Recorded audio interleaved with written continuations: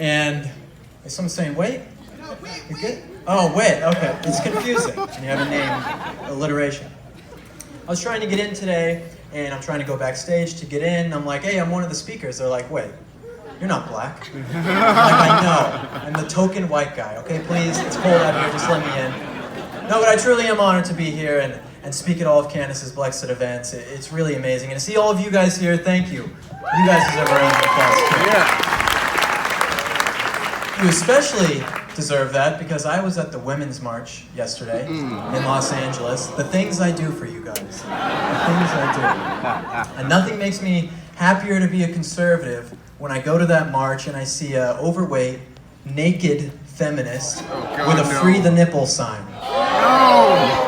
That'll make you a conservative real quick. Or blind.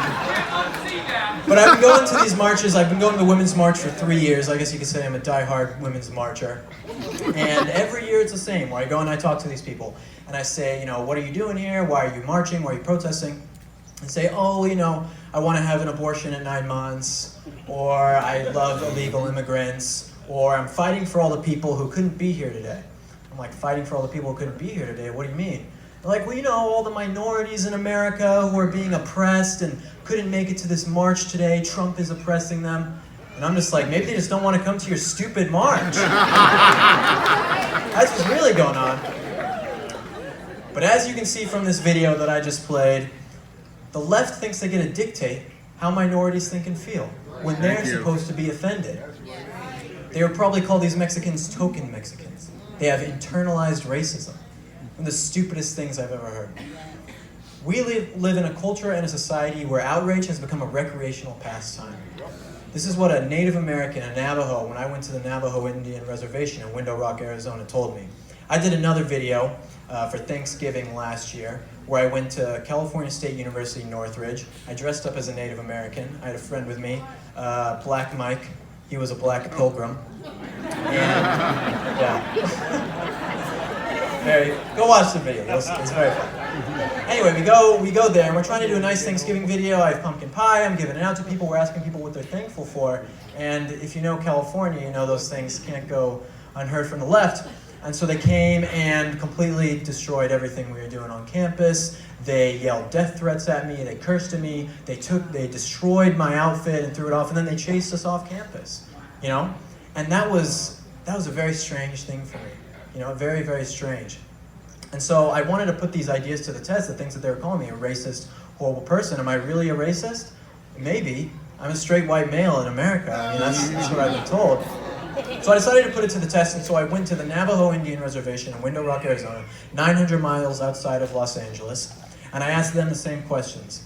And what you would find is, it's incredible. It's my favorite video I've ever done. Not one of them was offended by cultural appropriation. Not one of them thought the Washington Redskins name was offensive, and not one of them wanted other people to get offended for them on their behalf. About that. And that was,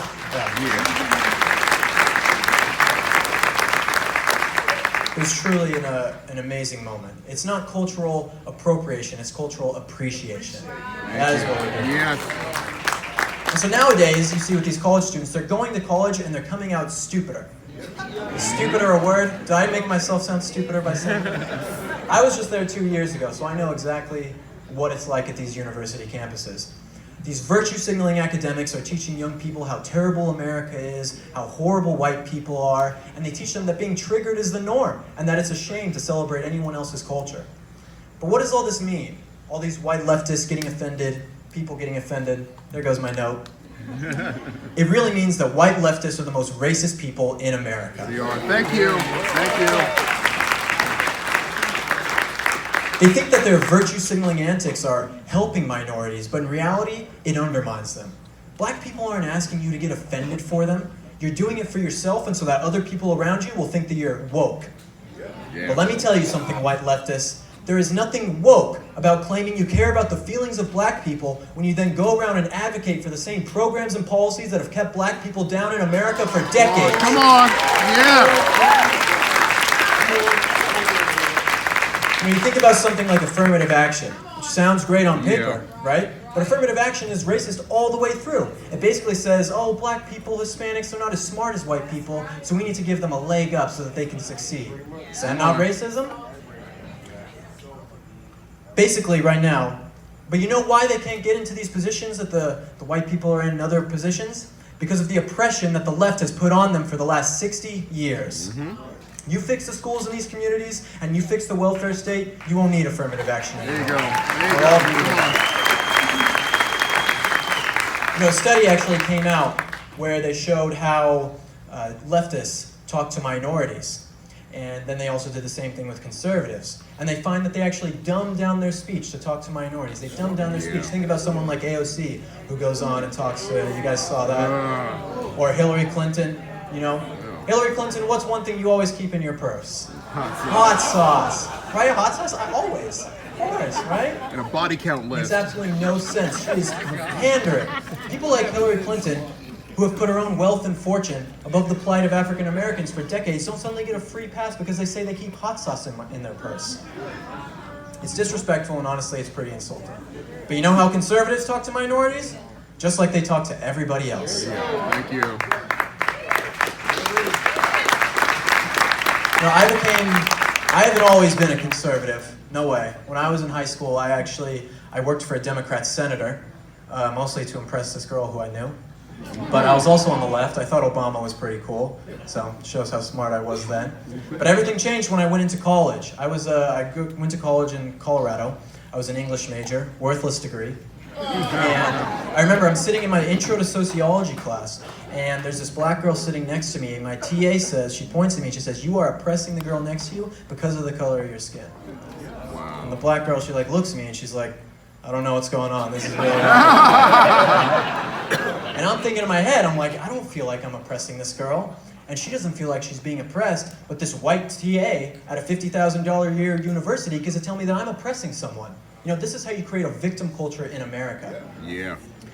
You know, I told the New York Times this exact same story that I just told you guys right now. If you didn't see, myself and PragerU were on the cover of the New York Times last week. No big deal.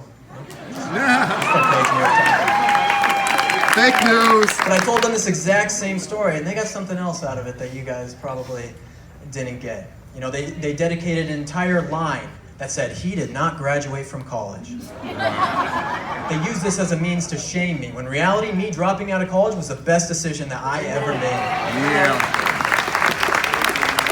They also tried to say that I was lonely and I was frustrated, and I saw these bright graphics from Prager University videos, and then I became a conservative, right? The way they make it sound makes it seem like I was radicalized by conservative views. But here's the truth. Conservative values, conservative ideas didn't radicalize me. Conservative values and ideas set me free. Amen.